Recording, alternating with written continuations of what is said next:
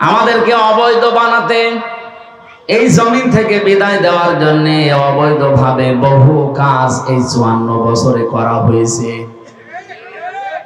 আমাদের নাকি পাপই মুক্ত হয় না। আমাদের সাথে বহু মানুষ এই পাপী ছিল, তাদেরকে কিছুই বলা হয় না।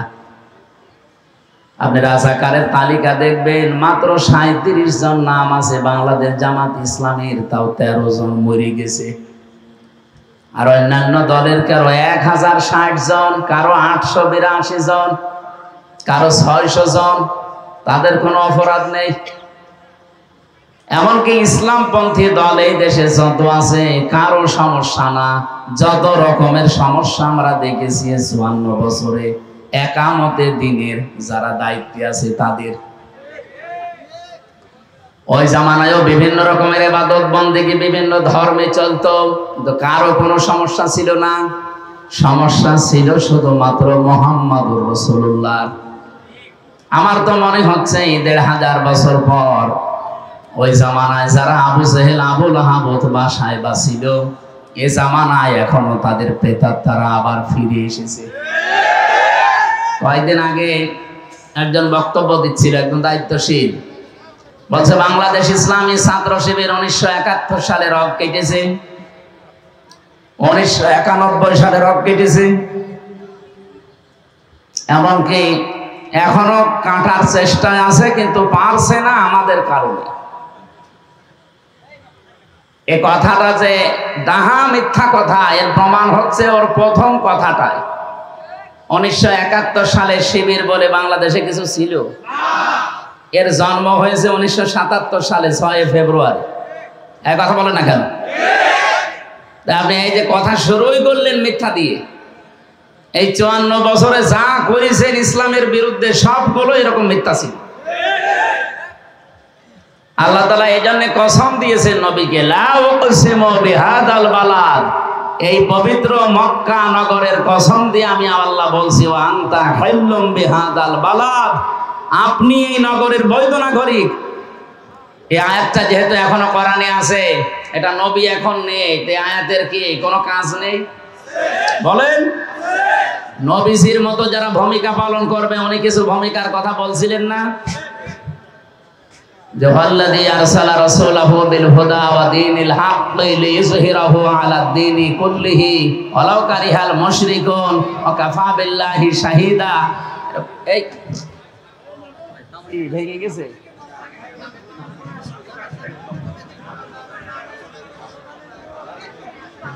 আরে আল্লাহ, এত মাছের বাজারও এত আওয়াজ হয় না। বসে থাকলে কি ভেঙে পড়ে যাবে? ভেঙে পড়ে যা, মানে বসে থাক, অসুবিধা কি? নড়াচড়া না করলে হলো। আমি তো ঝাঁকি মারা বক্তা না, আমি আস্তে আস্তে কথা বলি। ঠিক আছে ভাই, বসেন। যারা নড়াচড়া না করে বসেন, কথা বলা যাবে না ভাই। সিরাজগঞ্জবাসী, আমরা এই আয়াত থেকে বাস্তবতায় যেহেতু নবীজি এখন নেই, নবীজির অনুসরণ ঠিক ওইভাবে যারা করতে চায়, মান ক্বারাআল কুরআনা ফাস্তাযহারাহু ফাহাল্লা হালালাহু ওয়া হাররামা হারামাহু আদখালাহুল্লাহুল জান্নাহ। বিশ্বনবী জানিয়েছেন, যে ব্যক্তি কোরআন পড়ে, এইদিকে তাকান, কি করতেছেন? ওইদিকে, এই এদিকে তাকান। কথা বলা যাবে না, দাঁড়িয়ে থাক, বসে থাক, যেভাবে থাক, দরকার শুয়ে পড়ুক, কথা বলা যাবে না। হাদিস ছিল, যে ব্যক্তি কোরআন পড়ে আর কোরআনকে ইজহার করার চেষ্টা করে। ইজহার মানে আমরা ওই নুন সাকিন মিম সাকিনের কায়দায় পড়েছিলাম, ইজহার মানে স্পষ্ট করা না, এখানে ইজহার মানে বিজয়ী করা। যে উদ্দেশ্য দিয়ে রাসূলুল্লাহকে আল্লাহ পাঠিয়েছিলেন, লিইয়ুযহিরাহু আলাদ দীনি কুল্লি, যত ধর্ম আছে, দিন আছে, জীবন ব্যবস্থা হিসেবে মানুষ মেনে চলে, সব কিছুর উপরে যেন আপনি ইসলামকে, দিনকে ইজহার করতে পারেন, মানে বিজয় করতে পারেন। রাসূলুল্লাহর ওই কাজ এখন যদি কেউ হাতে নেয়, 1500 বছর আগে মক্কায় যেমন রাসূলুল্লাহকে অবৈধ ঘোষণা দিয়েছিল, এ বাংলাদেশেও আবু জেহেল মার্কা লোক যারা আছে তারাও রাসূলুল্লাহ এই উম্মতদেরকে অবৈধই বলে, এখনো বলতেছে। আল্লাহ পাক বলেন, আমি আল্লাহ নিজে যেহেতু হুয়াল্লাযী আরসালা রাসূলাহু বিল হুদা, আমি নিজে আপনাকে পাঠিয়েছি। এ দিন বিজয় করার দায়িত্ব আপনার না, কাজ করার দায়িত্ব আপনার। আর বিজয়ী করার দায়িত্ব কার? ওয়ালা তাহিনু ওয়ালা তাহজানু ওয়া আনতুমুল আ'লাউনা। কোনো চিন্তা নেই, কোনো ভয় নেই, ভেঙে পড়বা না। তাহিনু মানে ভেঙে পড়া। কোন সময় ভেঙে পড়বা না, মনোবল হারাবা না, কখনো দুশ্চিন্তাও করবা না, ভয়ও পাবে না। ওয়া আনতুমুল আ'লাউনা শব্দ ছিল ওয়া আনতুম আ'লাউনা। আল্লাহ আ'লাউনার আগে আলিফ লাম দিয়েছেন। আরবি গ্রামারের নিয়ম অনুযায়ী যদি নাকেরা কোন সময় মারিফা হয়ে যায় তাহলে ইফিদুল হাসরা, হাসরের ফায়দা দেয়, বাংলা অর্থ দাঁড়ায় ওয়া আনতুমুল আ'লাউনা, তোমরাই বিজয়ী হবে। ইন কুনতুম মুমিনিন, শর্ত হচ্ছে যদি মুমিন হতে পারো। সিরাজগঞ্জবাসী, তাহলে বিজয় দেওয়ার মালিক একচ্ছত্র ভাবে কার? মুমিন হওয়ার মালিক কে? হ্যাঁ, আল্লাহ মুমিন হবে। আল্লাহ তো মুমিন আছে। মুমিন হওয়ার দায়িত্ব আমাদের, বিজয় দেওয়ার দায়িত্ব আমাদের না, কার? এই জন্যই জমিনে আমরা কাজ করে যাব বৈধভাবে। এতদিন যারা অবৈধ অবৈধ ঘোষণা দিচ্ছিলেন, আল্লাহ যেন তাদেরকে অবৈধ ঘোষণা দিয়ে দিয়েছে। কতগুলো কসম আল্লাহ দিয়েছেন, ওয়া ওয়ালিদি ওয়া মা ওয়ালাদা লাকাদ খালাকনাল ইনসানা ফি কাবাদ। আল্লাহ বলেন, যে জন্ম দেয় এবং যাকে জন্ম দেওয়া হয় তাদেরও কসম দিলাম। এখানে আদম এবং আদমের সন্তানরা উদ্দেশ্য। অবশ্যই আমি আল্লাহ মানুষকে কষ্টের পরে কষ্ট সহ্য করার জন্য বানিয়েছি। এই 54 বছরে আমরা বহু কষ্ট করেছি বিভিন্ন লাইনে, প্রকাশ্যে গোপনে, কিন্তু এখন যে পরিবেশটা আল্লাহ তৈরি করে দিয়েছে, আমাদের কষ্টটা আরো বাড়াতে হবে। কারণ আমাদেরকে আল্লাহ বানিয়েছে এই কষ্ট করার জন্য। আজকে যে কষ্ট করছে, বলেন তো এই কষ্টটা কি নিজের স্বার্থে না ইসলামের স্বার্থে? আল্লাহ আমাদেরকে বানিয়েছেন দুনিয়াতে এই কষ্টের পরে কষ্ট সহ্য করার জন্য। সে মা বাবা যে বিছানায় ছিল ওখান থেকে শুরু করে হামজা পর্যন্ত, আপনি দেখেন কতগুলো কষ্টের পথ পাড়ি দিয়ে অতিক্রম করে এ পর্যন্ত আসা লেগেছে। বাবা যখন বীর্যটা ফেলে দেয়, ফালিয়ানজুরিল ইনসানু মিম্মা খুলিক, খুলিকা মিম্মা ইনদাফিকি ইয়াখরুজু মিন বাইনিস সুলবি ওয়াত তারাইব। মানুষ কি নজর করে দেখে না কি জিনিস দিয়ে তাকে বানালাম? বাবার স্ফলিঙ্গ দিয়ে দ্রুত গতিতে বের হয়ে যায় যে পানিটা। আল্লাহ এখানে সলবন 1 বচন দিয়েছেন, আর তারাইব দিয়েছেন বহু বচন। সলবন বলা হয় পুরুষের লজ্জাস্থানকে, তারাইব বলা হয় মেয়েদের লজ্জাস্থানকে। বলেন তো, সন্তান জন্ম দিতে দুনিয়াতে শুধু বাবাই লাগে, মায়ের কোনো ভূমিকা নেই? আল্লাহ বাবার নামটা আগে দিয়েছেন, কিন্তু দিয়েছেন 1 বচন। মায়ের বেলায় দিয়েছেন বহু বচন, কিন্তু পরে দিয়েছেন। একটু খেয়াল করার বিষয় এখানে, বাবার এই বীর্যটা যখন মায়ের রেহেমের ভেতরে যাবে, বিজ্ঞান এখন দেখতে পাচ্ছে 1 ফোঁটা বীর্য দিয়ে 40 লাখ মানুষ বানানো সম্ভব। ওখান থেকে কষ্ট করা আরম্ভ, প্রতিযোগিতা আরম্ভ হয়েছে। মায়ের এই পারারিম মাকিন, যেটা সুরক্ষিত স্থান, এ পর্যন্ত যেতে অনেকেই দেওয়ালের সাথে ধাক্কা লেগে পড়ে গেছে। ওই জায়গা পর্যন্ত শুধু আমি উনি আপনারা পর্যন্ত পৌঁছিয়েছিলাম। আমাদের বহু সহচর, বহু ভাই বোন, আমাদের সাথী যারা আসতে পারে নাই, এই যে কষ্টটা সহ্য করা আরম্ভ করেছেন, এখান থেকে পর্যন্ত শেষ না। মায়ের পেটে পর্যন্ত আসা, এরপরে দুনিয়াতে মায়ের যে কষ্টগুলো, তার আইবের ব্যাখ্যায় আমি দেখেছি একটা মা বহু বছর দেওয়ার কারণই হচ্ছে আল্লাহ বাবার চাইতে কমপক্ষে 3 গুণ বেশি কষ্ট সহ্য করে। পেটে রাখার যে কষ্ট 10 মাস 10 দিন, এটা আজ পর্যন্ত দুনিয়ার কোনো বাবা টের পায়নি, আর পাবেও না। কি কথা বলে দেখেন। ডেলিভারির যে কষ্টটা, এই কষ্ট পরিমাপ করার যন্ত্র আছে। এ দুনিয়াতে যত পুরুষ মানুষ আছে সর্বোচ্চ 45 ইউনিট কষ্ট দিলে মরে যাবে, এরপরে আর সে সহ্যের বাইরে চলে যাবে, সে আর পারবে না। তো বিজ্ঞান বলে একজন মানুষ দুনিয়াতে যখন জন্ম নেয় তার মা কমপক্ষে 57 ইউনিট কষ্ট সহ্য করে। এই জন্য এখান থেকে আমরা শিক্ষা দিতে চাই, যতদূর আওয়াজ পৌঁছায় ইন্টারনেটে চলে যাচ্ছে, দুনিয়াতে আর যাই করেন অন্তত বৈধ কোনো কারণে মাকে কষ্ট দেওয়া যাবে না। তো বহু মানুষ আজ মায়ের খোঁজ খবর পর্যন্ত নেয় না। নামাজ পড়া যেমন ফরজ, মা বাবার খেদমত করা ফরজ, কোনো পার্থক্য নেই।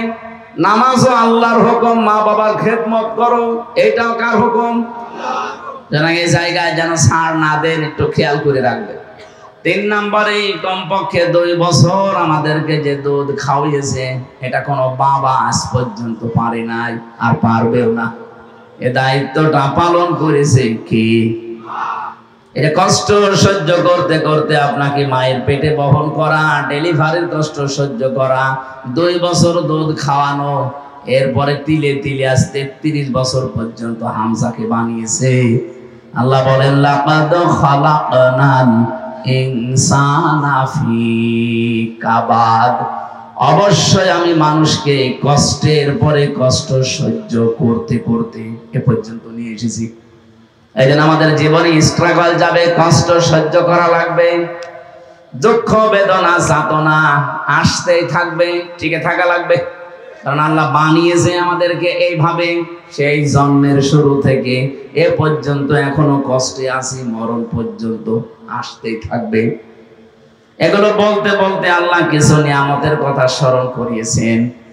আলাম নাজআল লাহু আইনাইন ওয়া লিসানা ওয়া শাফাতাইন ওয়া হাদাইনাহুন নাজদাইন। আল্লাহ বলেন আমি কি তাকে 2টা চোখ দেইনি, তাকে জিহ্বা দেইনি যেটা দিয়ে সে কথা বলে, তাকে আমি 2টা রাস্তা দেখিয়েছি, ভালো এবং মন্দ।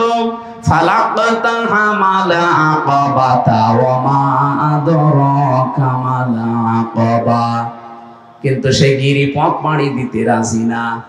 এই যে ভালো আর মন্দ নাজদাইন, 2টা পথ আল্লাহ আমাদেরকে দেখিয়েছেন। এই 2টা পথ পাড়ি দেওয়ার মাধ্যমে আল্লাহর বানানো জান্নাত, যেটা বাংলাদেশ জামাতে ইসলামীর কর্মসূচিতে আছে।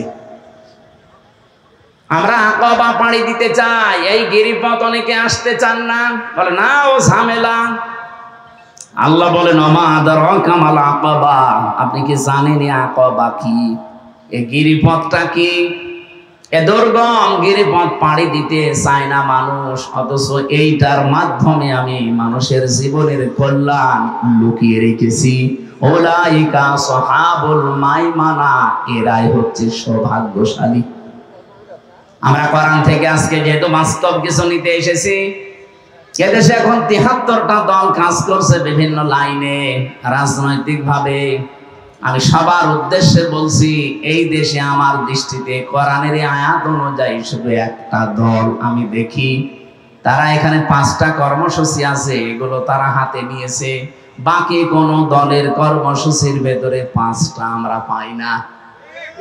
বলেন তো কোরআনে বর্ণিত যারা, এ দল মানবেন না কোরআনের বাইরে যারা, তাদের মানবেন?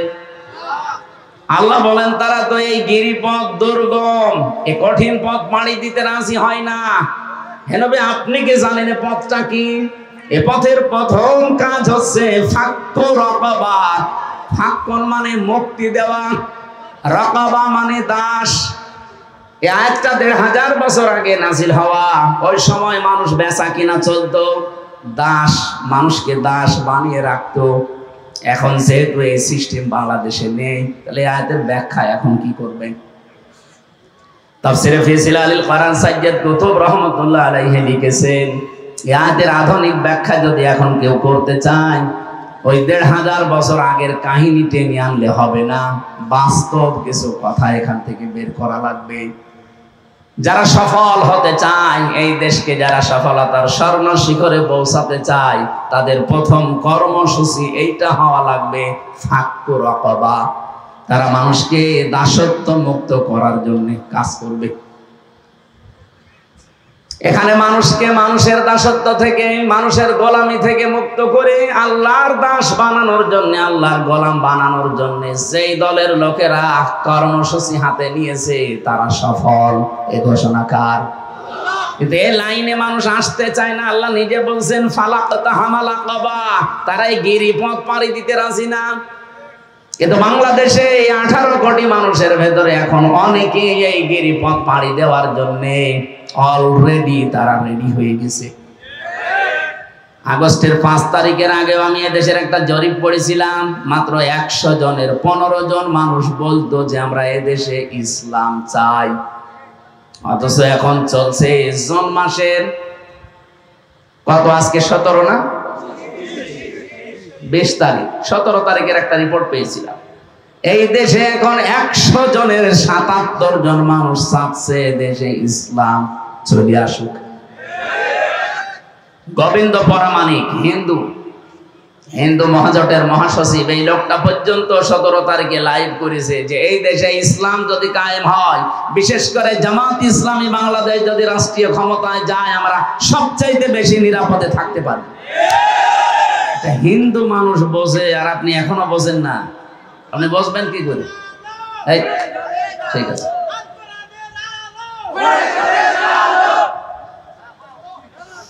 আমার ভাইরা, আমি একটা দল করি, ওটা আলাদা বিষয়, কিন্তু এখন আমি কথা বলছি সবাইকে নিয়ে। যদি কোরআনে বর্ণিত এই কথাগুলো যে দলের সাথে মেলে, ওই দল না মেনে অন্য দল তালাশ করেন, আপনি জালেম। কথা বলেন এখন। আমান আযলামু মিম্মান ইফতারা আলাল্লাহিল কাযিবা ওয়া হুয়া ইউদআ ইলাল ইসলাম আল্লাহু লা ইয়াহদিল কওমাজ জালিমিন। আল্লাহ তাআলা বলেন, আপনি জালেম দেখতে চান? আযলাম ইসমে তাফসীল। এ পৃথিবীর সবচাইতে বড় জালেম ওই লোকটা যাকে ইসলামের দিকে ডাকা হয় কিন্তু সে মিথ্যা আরোপ করে, উল্টাপাল্টা কথা দোষ লাগিয়ে সে চলে যেতে চায় অন্যদিকে। আল্লাহ বলেন, এরকম জালেমদেরকে আমি হেদায়েত দেই না। এ কথাটা কত শক্ত কথা আপনি চিন্তা করেন। আমি সেই কুষ্টিয়া থেকে সিরাজগঞ্জ পর্যন্ত এসেছি আমার দাদার দিকে, আমার বাবার দিকে ডাকার জন্য না, এখনকে আমার নিজের দিকেও ডাকি না।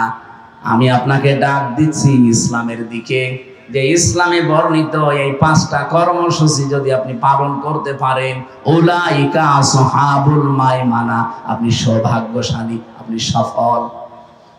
আমরা তো এই দেশকে সুখী সমৃদ্ধি বাংলাদেশ বানাতে চাই না, চাই না? বলেন বলেন। শুধু বড় বড় বক্তব্য দিয়ে শেষ করে দিলে হবে? এই কর্মসূচিগুলো হাতে নেওয়া লাগবে। আর আমরা 73টা দলের ভেতরে দেখতে পাচ্ছি এই কর্মসূচি বাংলাদেশ জামাত ইসলামীর হাতে আছে। তারা মানুষকে মানুষের তৈরি করা আইন থেকে আল্লাহর আইনের দিকে ডাকে। এক কথা বলুন না কেন? আপনি দেখেন, তারা মানুষকে আল্লাহ তৈরি করা আইন পৃথিবীতে কায়েম করার জন্য চেষ্টা চালাচ্ছে। আপনি যেন মানুষ হয়ে মানুষের গোলামি না করেন, মানুষ হয়ে মানুষের দাসত্ব না করেন। আমরা এই কথাই বলি। আমরা কি কেউ বলেছি যে আমির হামজার ইবাদত করো? বলেন বলেন। আব্দুস সামাদ ভাই বলছিলেন না, নবীদের প্রথম কাজই এটা ছিল, ওয়ালাকাদ বাআসনা ফি কুল্লি উম্মাতির রাসূলা আনি ইবুদুল্লাহা ওয়াজিদানিবুত তাগুত। প্রত্যেকটি জাতির কাছে আল্লাহ রাসূল পাঠিয়েছেন, তাদের প্রথম কাজ ছিল, বলেছিল আল্লাহর ইবাদত করো আর তাগুতকে ছেড়ে দাও। কারণ আমরা তাগুতের দাস হতে চাই না। আমরা দাস যদি হতেই হয় কার? এমনকি আমরা কোনো পীরেরও দাস না, কোনো হুজুরেরও দাস না, আমরা দাস গোলাম কার? যদি কি অনেক মানুষ বাংলাদেশে যদি এই লাইনে না, এগুলো চট্টগ্রাম বিভাগে আছে, ওরা অনেকেই বুঝে হোক না বুঝে হোক বলে আমি অমুক পীরের গোলাম। না, আমরা তো রাসূলুল্লাহর গোলাম না, আমরা রাসূলুল্লাহর উম্মত। কিন্তু আমরা গোলাম একমাত্র কার? যারা মানুষকে মানুষের গোলামি দাসত্ব থেকে মুক্ত করার জন্য আজ বাংলাদেশে চেষ্টা চালাচ্ছে, আল্লাহর কসম তারাই এই জমিনের বৈধ নাগরিক। অথচ তাদেরকে এতদিন অবৈধ অবৈধ অবৈধ বলে খালি জিকির করা হতো। এই 54 বছরে তাদের কাজই তো এটা, কি করে মানুষ মানুষের গোলামি থেকে মুক্ত হয়ে আল্লাহর গোলাম হতে পারে। আপনি বলেন মিথ্যা কথা বলবেন না, সত্য কথা বলেন তো। মাওলানা সাইয়্যিদ আবুল আলা মওদুদী রহমাতুল্লাহ আলাইহি থেকে শুরু করে এই দেশে এখন যিনি আছেন ডক্টর শফিকুর রহমান হাফিজাহুল্লাহ পর্যন্ত একটা মানুষও কোনোদিন বলেছে যে আপনারা আমার ইবাদত করেন, আমার কথা মেনে চলেন। ওনারা কথা বললেই কোরআনের রেফারেন্স নিয়ে আসে, হাদিসের রেফারেন্স নিয়ে আসে। এই জন্য আমাদের উচিত হবে কোরআন শুধু পড়ে শেষ করে দেওয়া না, কোরআনকে আজ ইজহার করার সময় এসেছে। মান করাল কোরআনা ফাস্তাজহারাহু, যে ব্যক্তি কোরআন পড়ে আর কোরআনকে ইজহার করা বিজয় করার জন্য চেষ্টা চালায়। আর দেশে যেহেতু জামাত ইসলামী এই কাজটা হাতে নিয়েছে, চেষ্টা চালাচ্ছে, কোনদিন তারা বলে না যে আমরা জামাতের প্রতিষ্ঠা চাই, আমরা জামাতের বিজয় করতে চাই। তারা বলে যে আমরা কোরআনের প্রতিষ্ঠা চাই। কথা যদি কোরআনের হাদিসের সাথে মিলিয়ে যায়, আমি বাদ দেব কি করে? কিছু মানুষ আন্দাজে আসলেই বলে যে হুজুর আসলে শুধু টেনে কথা বলে। আল্লাহর কসম আমি টেনে বলি না, বলতে গেলে এদের দিকে চলে যায়। কারণ এদের সাথেই তো মেলে, আপনার সাথে তো মেলে না। বাংলাদেশে জামাত ইসলামী থেকে 18 জন এমপি হয়েছিল, 1 টাকা দুর্নীতি তাদের জীবনে পাওয়া যায়নি। 2 জন মন্ত্রী ছিল, 4 আনা দুর্নীতি পাওয়া যায়নি। 2 শতাধিক উপজেলা চেয়ারম্যান ছিল, একটাও দুর্নীতি পাওয়া যায়নি। 280 জন উপজেলা ভাইস চেয়ারম্যান ছিল, 1 টাকা দুর্নীতি নেই। 1052 জনের উপরে প্রায় চেয়ারম্যান ছিল ইউনিয়নের, একটাও দুর্নীতি পাওয়া যায়নি। আমি বাংলাদেশ জামাত ইসলামের সাতক্ষীরার এক চেয়ারম্যান দেখেছি, দিনের বেলায় বিকাল বেলা ইউনিয়নের দায়িত্ব সকাল 10টা থেকে 4টা পর্যন্ত পালন করার পর 4টা থেকে রাত 8টা পর্যন্ত বাজারে তরকারি বিক্রি করত। বাংলাদেশে একটা চেয়ারম্যান দেখান তো আপনি। 1052 জনের উপরে তারা ইউনিয়ন চেয়ারম্যান উপহার দিয়েছে। দেশে 1 টাকা তারা দুর্নীতি করেনি। মেম্বার ইউনিয়নের এটা তো কয়েক হাজার উপহার দিয়েছে, মেম্বার পর্যন্ত তারা দুর্নীতি করেনি। তার মানে দেশের মানুষ এখন প্রমাণ পেয়ে গেছে এই দেশ দুর্নীতি মুক্ত করার জন্য একটাই দল আছে, জামাত ইসলামী বাংলাদেশ। আপনার এটা খারাপ লাগতে পারে, হক কথা আমি বলবো। আপনি যদি প্রমাণ করতে পারেন না করেছে, আপনি বলেন, আমি আজকে বাদ দিয়ে দেব। কোরআনের প্রতিষ্ঠা চায় তারা কেন? ফাহাল্লা হালালাহু ওয়া হারামা হারামাহু। কোরআন প্রতিষ্ঠিত হলে হালালকে হালাল জেনে আপনি মানতে পারবেন, আর হারামকে হারাম জেনে ছেড়ে দিতে পারবেন। আর 54 বছরে দেশে কোরআন প্রতিষ্ঠিত নেই, কোরআন বিজয় নেই। এই জন্য 92% মুসলমান থাকার পরেও আমরা মানতে পারি না, জানার পরও মানতে পারি না, এমনকি হারামকে হারাম জানার পরও ছেড়ে দিতে পারি না। সে পরিবেশ বাংলাদেশে নেই। হ্যাঁ, বলেন না কেন? তাহলে আমরা তো এইটাই চাচ্ছি যে কোরআন যদি বিজয় থাকে, তাহলে হালালকে হালাল জেনে আমরা মানতে পারবো, হারামকে হারাম জেনে আমরা ছেড়ে দিতে পারবো। নবীজি বলেন আদখালাহুল্লাহুল জান্নাহ, তাহলে আল্লাহ তাদেরকে জান্নাতে দিয়ে দিয়েছে না দেবে? আল্লাহ কি তাদের জান্নাতে দিয়ে দিয়েছে না দেবে? দিয়ে দিয়েছে। আদখালা এটা মাঝি। আমার প্রশ্ন, আমরা কি এখনো মারা গেছি?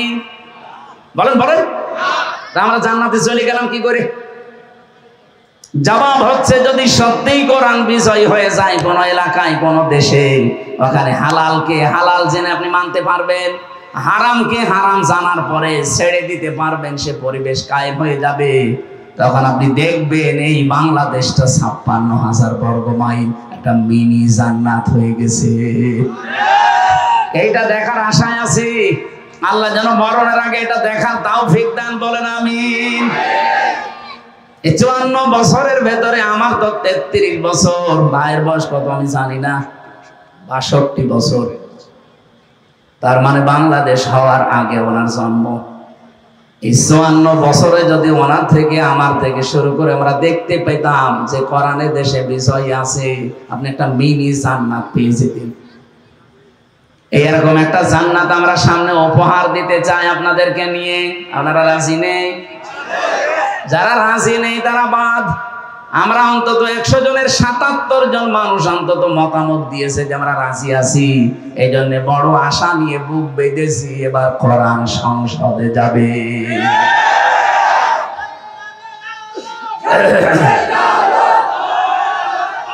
এই কথা বলতে দিন, ঠিক আছে?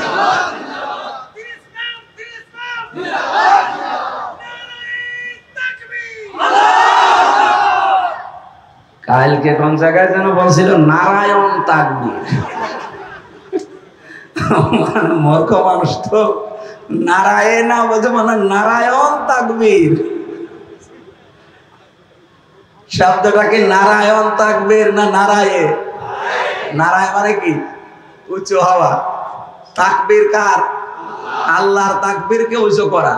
আর আমরা এতদিন দেখতাম এই ৫৪ বছরে আল্লাহর তাকবীরকে আরো নিচু করার জন্য চেষ্টা করেছি, বিভিন্ন রকমের তাকবীর উঁচু করার জন্য চেষ্টা চালিয়েছি। এই জয় বাংলা, এটা কি আল্লাহর দেওয়া তাকবীর? আর এই যে লিল্লাহি তাকবীর, আল্লাহু আকবার, এটা কার দেওয়া? বনি ইসরাইলের ভেতরে আছে, সূরা বনি ইসরাইল। আমার মনে হয় মুসলমানদের এই আল্লাহু আকবার বাদে অন্য কোনো তাকবীর দেওয়াই ঠিক না। আপনি তাকবীর দেবেন কেন? জন্ম নেওয়ার পরে তো আপনাকে এইটা আমি বলে দিয়েছিলাম যে আল্লাহু আকবার, আল্লাহর চাইতে বড় আর কেউ নাই। যেদিন মরে চলে যাবেন ওই দিনও আমি বলবো যে আল্লাহু আকবার, আল্লাহর চাইতে বড় কিন্তু কেউ নেই। এবার যেখানে যাচ্ছ কবরে, ওই গর্তে ধরা খাবা, ফেরেশতা আসলেই বলবা আল্লাহু আকবার। আপনার প্রথমে জীবনের শেষে ছিল এইটা, আরে মাঝখানের 15-20 বছর 50 বছর আপনি যদি বলেন না আমি জয় বাংলা, হবে? এই ভুল যেন কেউ আর না করেন। মানুষের দাসত্ব থেকে মুক্ত করার জন্য, গোলামি থেকে মুক্ত করার জন্য যারা কর্মসূচি হাতে নেবে আপনি সেখানে থাকবেন। সেটা জামাত ইসলাম হোক, খেলাফত আন্দোলন হোক, আওয়ামী লীগ হোক, ওরা তো আর করবে না জীবনে।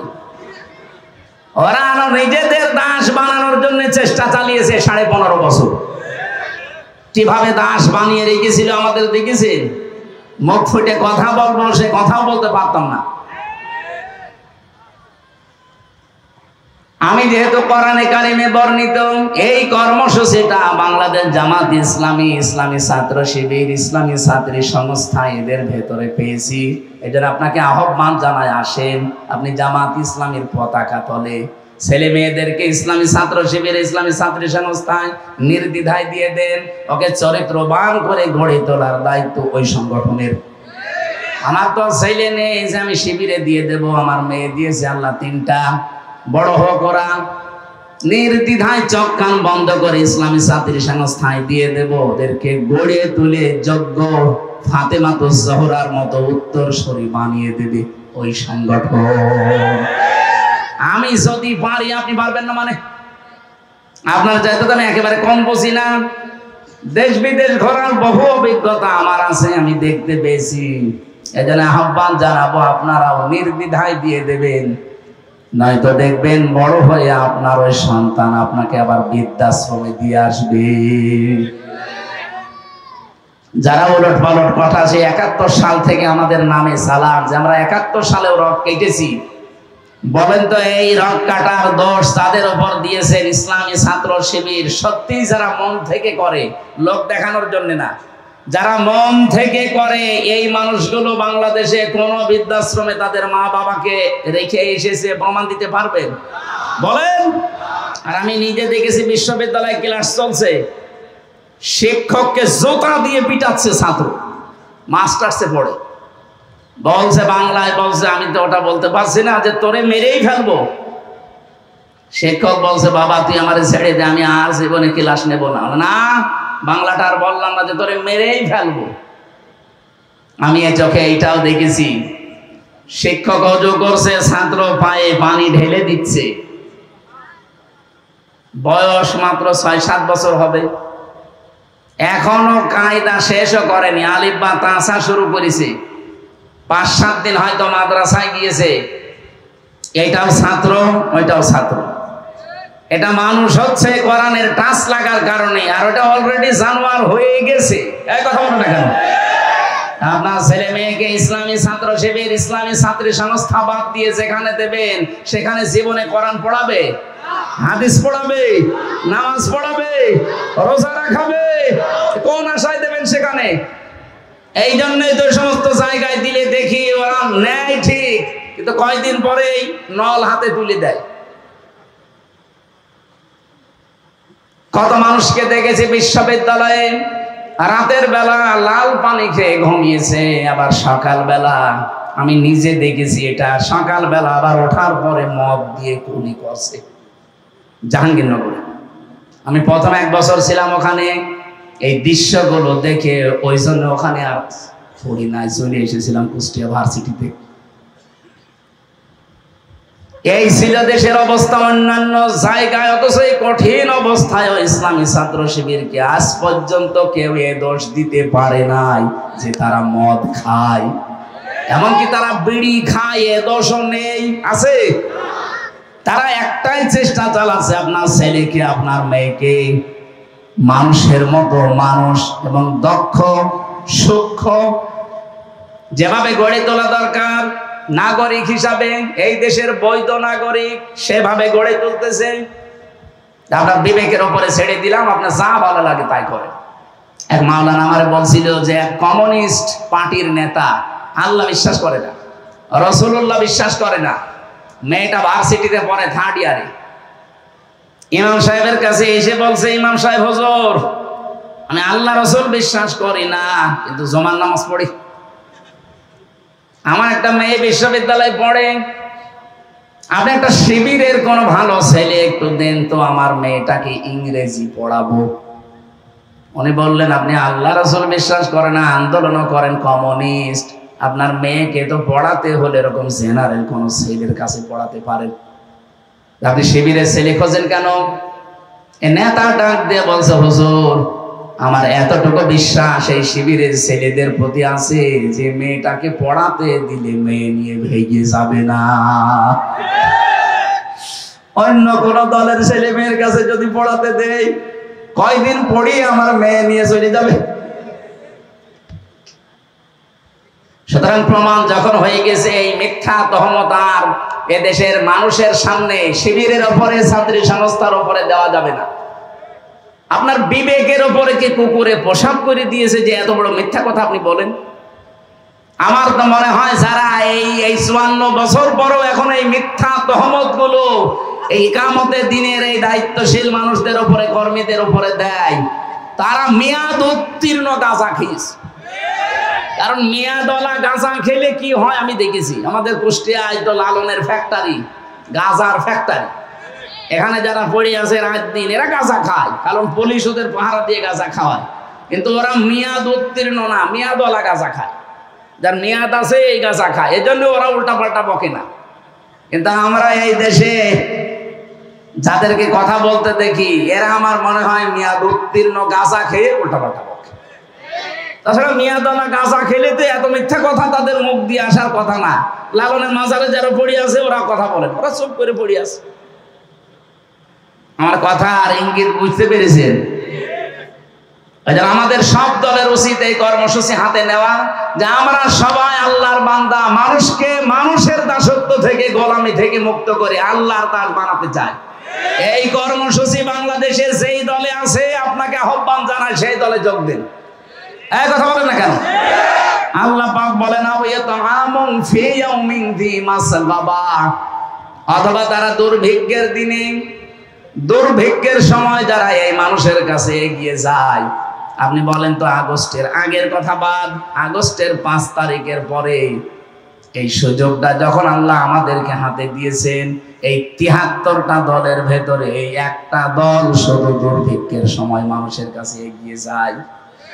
তারপরেও তাদের টাকা পয়সা সেরকম নেই, সংসার চলে না। ওই ফেনীতে, ওই কুড়িগ্রামে, ওই নেত্রকোনায় মানুষগুলো ডুবে যাচ্ছিল। আমিরে জামাত ডাক্তার শফিকুর রহমান এত পানির ভেতরে নেমে গিয়ে মানুষের দুর্ভিক্ষের সময় খাবার পৌঁছিয়ে দিয়েছে। এটাকে আমি মিথ্যা কথা বলছি? কেন রাজনৈতিক দলে আর দল নেই দেশে, কাউকে তো যেতে দেখলাম না।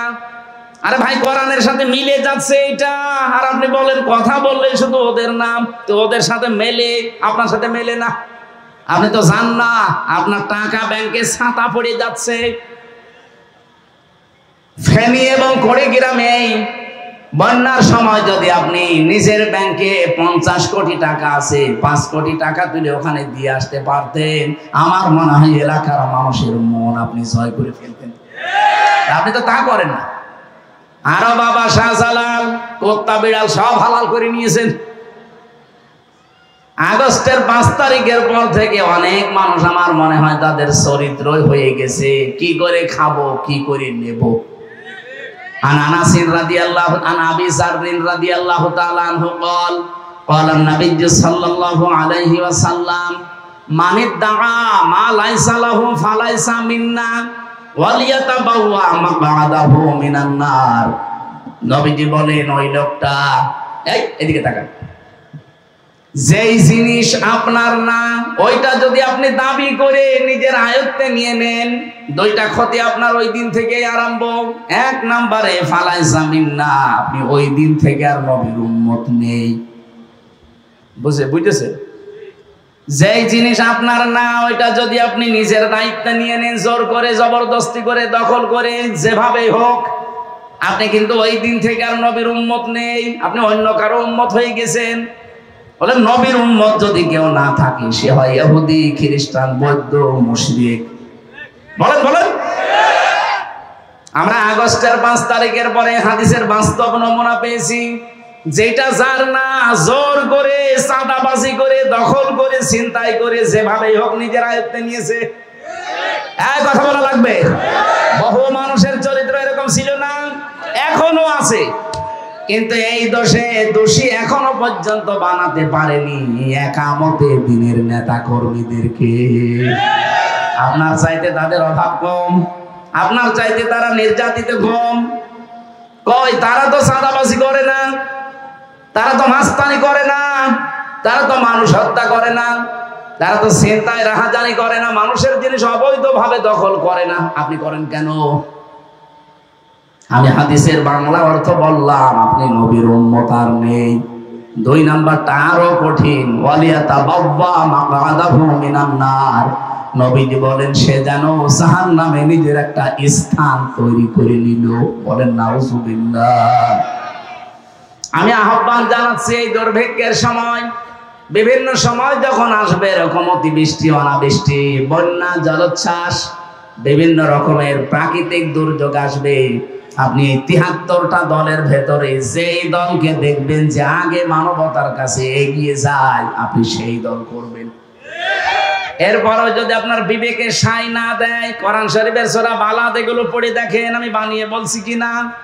ইয়াতীমান যা মাকরাবা, ইয়াতীম নিকট আত্মীয়র ভেতরে যারা আছে এদের খোঁজ খবর নেয় যারা। করিব থেকে শব্দটা এসেছে, যারা নিকট আত্মীয়র ভেতরে ইতিম আছে এদের খোঁজ খবর নেয়। আমরা বাংলাদেশে এইটাও বাংলাদেশ জামাত ইসলামের ভেতরে পাই। আর যদিও আমরা অনেকে এটা 100 ভাগ মানতে পারছি না আমাদের পরিবারস্থ লোকদের কারণে। এলাকায় কি অবস্থা আমি জানি না, বহু মানুষ আমরা কিন্তু চাই আমার নিকট আত্মীয় স্বজনের ভেতরে যারা গরিব আছে তাদের হক আমরা 100 ভাগ আদায় করি, কিন্তু পারি না। আমার বাড়ির বউ, তার জন্য এরকম বউ দেশে নেই। আমার সম্পর্ক আমার বোনের সাথে খারাপ হয়ে গেছে আমার বউর কারণে, আমার নিজের আপন ভাইয়ের সাথে আমার সম্পর্কটা খারাপ হয়ে গেছে আমার বউর কারণে। আর আমার বউকে বারবার ঔষধ খাওয়ায় আমার শাশুড়ি। এরকম বউ শাশুড়ি দেশে নেই। বলেন না কেন? মা বোন যারা এসেছেন, খালি নামাজ পড়া, রোজা রাখার, কালো বোরকা পরা ইবাদত না। এই জায়গাটা আজ আমরা রক্ষা করতে পারছি না। হ্যাঁ, যারা একামতে দিনের একনিষ্ঠ ভাবে দল করবে, দেখবেন তাদের যে 7-9টা কর্মসূচি আছে লিখা লাগে প্রতিদিন, তার ভেতরে একটা আছে যে পারিবারিক বৈঠক করা লাগবে সপ্তাহে 1 দিন। এটা যদি আমরা চালু করতে পারতাম পঙ্খানো, তাহলে আমাদের স্ত্রীগুলো হযরতে ফাতেমাতুজ জোহরার মতো হতো, খাদিজাতুল কুবরার মতো হতো। খাদিজাতুল কুবরার পুরা জীবনী আমি পড়ে দেখেছি। জীবনে তিনি কোনোদিন এক ওয়াক্ত নামাজ পড়েননি, একটা রোজা রাখেননি, জীবনে একদিন পর্দায়ও থাকেননি, একদিনের জন্য হজও করেননি, একটা টাকা যাকাতও দেননি। তারপরও আল্লাহ নিজে তাকে সালাম দিয়েছে এই পৃথিবীতে জীবিত অবস্থায়, এবং জান্নাতে ঘর বানিয়ে আল্লাহ তার জন্য পাঠিয়ে দিয়েছেন। একটাই মাত্র কারণ পেয়েছি, তার পুরা জীবনী পড়ে। তিনি তার জীবনে কোনো দিন স্বামীর মনে এক সেকেন্ডের জন্য দুঃখ দেননি। এখানে যারা স্বামী আছেন মিথ্যা কথা বলবেন না, আল্লাহর দিকে তাকিয়ে বলেন তো, জীবনে একদিনও কোনোদিন এক সেকেন্ডের জন্য আপনার স্ত্রী আপনাকে দুঃখ দেয়নি, কষ্ট দেয়নি? এরকম একজন স্বামী হাত তোলেন তো।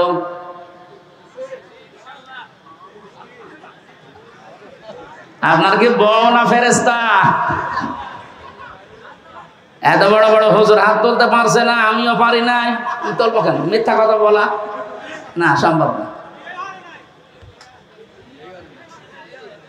সম্মানিত মা বোনেরা, আমি হাসির খোরাকি দেওয়ার জন্য বলি নাই, আপনারা হয়তো দেখতে পাচ্ছেন।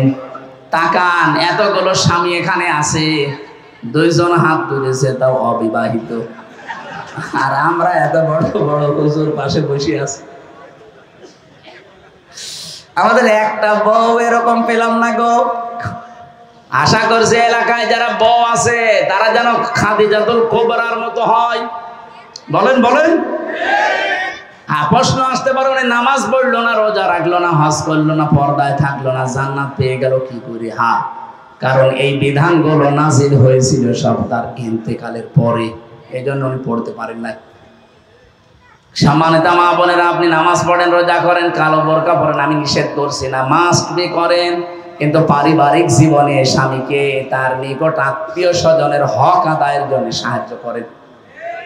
নবীজি বলেন, কোন স্ত্রী যদি চায় যে আমার স্বামী আরো বেশি দিন বেশি থাক, আমার স্বামীর সম্মান মর্যাদা আরো বেড়ে যাক, তার সন্তানাদি সম্পদ আদি দুনিয়ায় আরো বাড়তে থাক, ওই মহিলার উচিত সে যেন স্বামীকে বারবার বলে, স্বামী যা করো করো, নিকট আত্মীয় স্বজনের হক আদায় করো, অন্তত রক্তের সম্পর্কগুলো ঠিক রাখো। নিজের আত্মীয় স্বজন রক্তের ভেতরে যারা এতিম অসহায় আছে, এই মানুষগুলোর খোঁজ খবর নেওয়া লাগবে।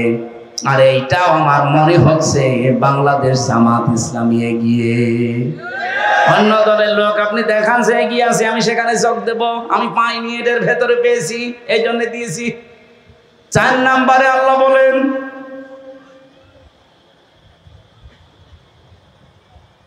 আও মিসকিনান দা মাতরাবা, এই যে তুরব থেকে এসেছে, তুরব মানে মাটি, ধুলা মলিন।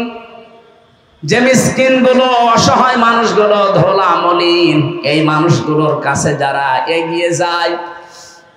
এই কর্মসূচি আপনি মন থেকে বলেন তো, বাংলাদেশে কোন দল হাতে নিয়েছে? খালি ক্ষমতায় যাব ক্ষমতায় যাব, এই জিকির বাদ দেন, এইগুলো নিজের দলীয় কর্মসূচিতে ইনক্লুড করেন, ঢোকান, প্রবেশ করান, এইগুলো লিখে আজকে থেকে আমল করা আরম্ভ করেন। বাংলাদেশের কত রাস্তাঘাট এই বৃষ্টির কারণে নষ্ট হয়ে যাচ্ছে।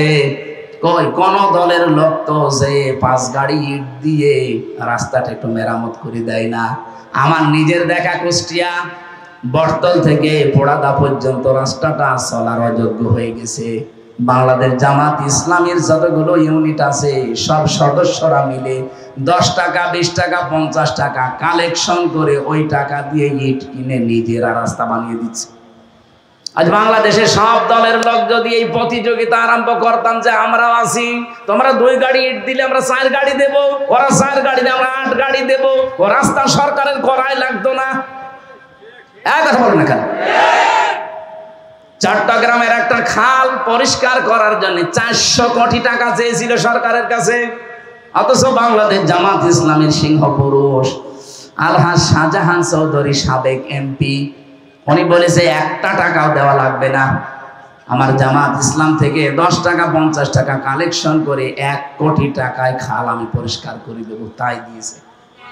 সারা পৃথিবী প্রশংসায় ভাসতেছে।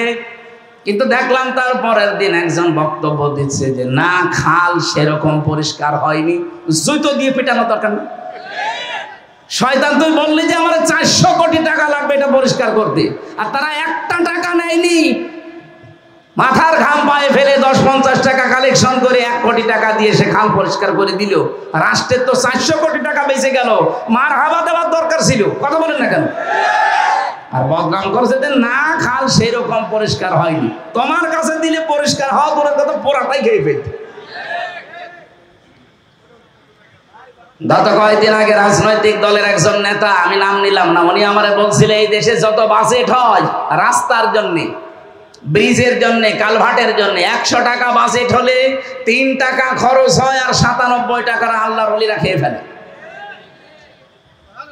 বাইরের দেশগুলো আজ দাঁড়িয়ে যাচ্ছে। মালয়েশিয়া 2004 সালের পর থেকে দাঁড়িয়ে গেছে, সিঙ্গাপুর দাঁড়িয়ে গেছে। কেন?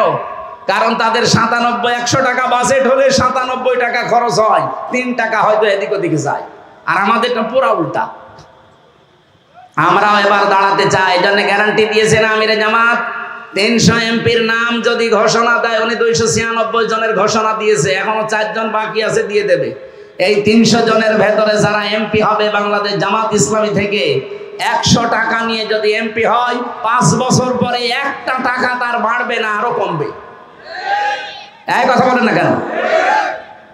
আমার মনে হয় বাংলাদেশে আরো যারা আছে রাজনৈতিক দল, এই ঘোষণা যদি দেয় যে আমার দল থেকেও যদি এমপি হয়, মন্ত্রী হয়, 5 বছর পর 1 টাকা বাড়বে না, আরো 10 টাকা কমে যাবে, ও এমপি দাঁড়াবে। কারণ বলবে এই ঝামেলা এসে আমি করবো কি, আমি এই লাইনে আসবোই তো মারিং কাটিং করাবো। এটাই যদি আমি করতে না পারি তো ছাতা করে করবো কি? আমি সুবহানাল্লাহ আলহামদুলিল্লাহ জিকির করে জান্নাতে চলে যাই। এটা আমাদের উদ্দেশ্য এইটা না। আল্লাহর কসম, আমি আল্লাহকে হাজির নাজির করে বলছি, আমারও ঘোষণা দিয়েছে কুষ্টিয়া সদর থেকে নবীন। জীবনে আমি কোনোদিন কল্পনা করার স্বপ্নেও দেখি নাই, অথচ হঠাৎ করে দায়িত্বটা মাথার উপরে। মানুষ তো একটু ট্রাই করার জন্য মেম্বারে দাঁড়ায়, চেয়ারম্যানে দাঁড়ায়, উপজেলা ভাইস চেয়ারম্যানে দাঁড়ায়, এরপরে উপজেলা চেয়ারম্যানে দাঁড়ায়, এরপরে মেয়রে দাঁড়ায়, এরপরে তো এমপি। কিছুই জীবনে জানি না, একবারে দাঁড় করিয়েছে এমপি। কারণ আমাদের জীবনে আমাকে আল্লাহ যতটুকু দিয়েছে, 100 টাকা নিয়ে যদি এখন আমি এমপি হতে পারি, 5 বছর পরে 101 টাকা হবে না। যদি হয় আমার খবর আছে। এই কথা বলেন না কেন? আর আমরা দেখেছি এই দেশে ভূমি মন্ত্রী ছিল একজন, তার 620টা বাড়ি। কত? শয়তানের বাড়ি কত লাগে বলেন তো? একটা বাড়িতেও তো এখন থাকতে পারেন না।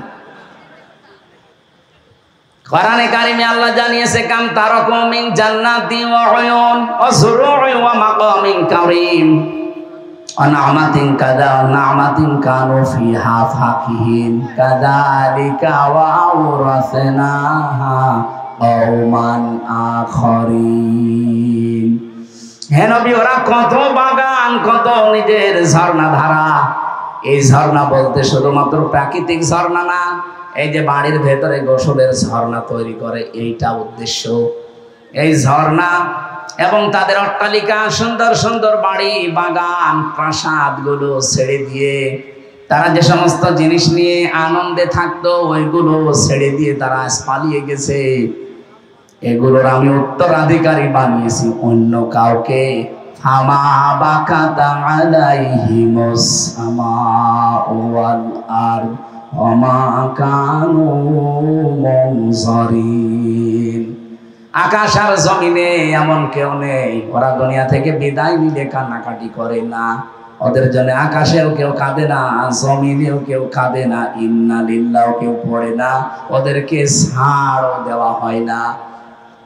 কত মানুষ চলে গেল। আমার কুষ্টিয়ার হানিফ সাহেবের বাড়ি এখন শ্মশান হয়ে গেছে।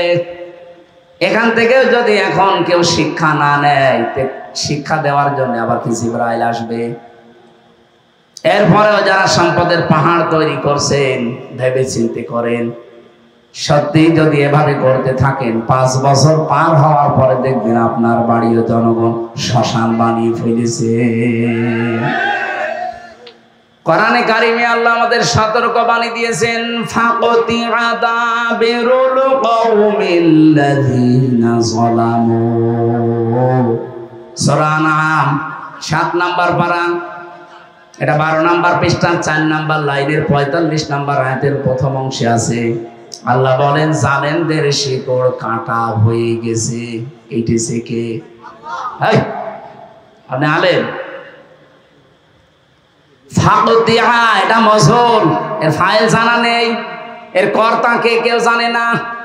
আল্লাহ বলেন জালেমদের বাড়ি ঘর, তাদের শিকড় সব কেটে শেষ, কিন্তু কেটেছে কে কেউ জানে না।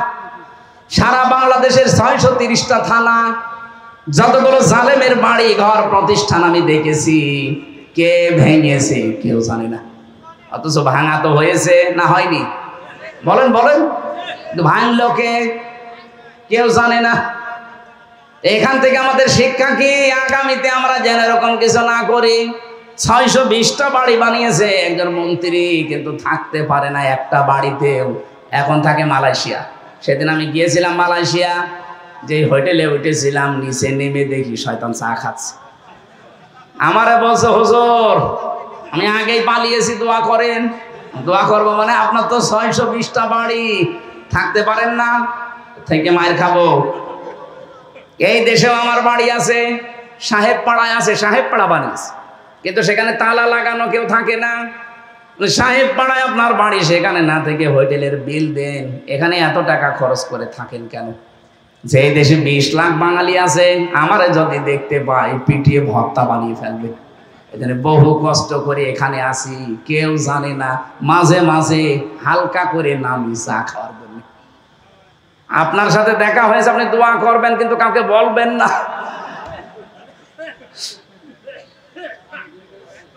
620টা বাড়ি, একটাতেও থাকতে পারেন না। এদিন মিসকিন অসহায়, বিশেষ করে সামাজিক উন্নয়নমূলক কর্মকাণ্ডে যারা এগিয়ে আছে, আপনি তাদের কাছে যাবেন।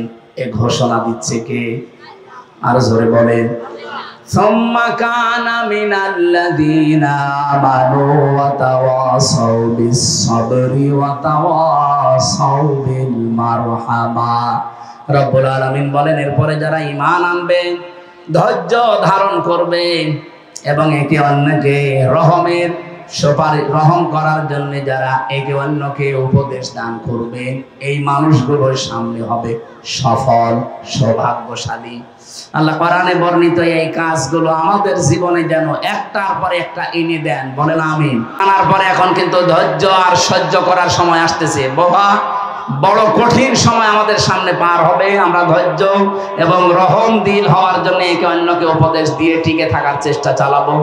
দুনিয়ার জীবন যেহেতু ফাইনাল না, এটা শেষ হয়ে যাবে একদিন। আমাদের আসল টার্গেট যেটা আখেরাত, এই দুনিয়ার কাজ দিয়ে আমাদের আখেরাত যেন আমরা তৈরি করে নিতে পারি। এখন যেহেতু আর 5-6 মিনিট আছে এশার নামাজের,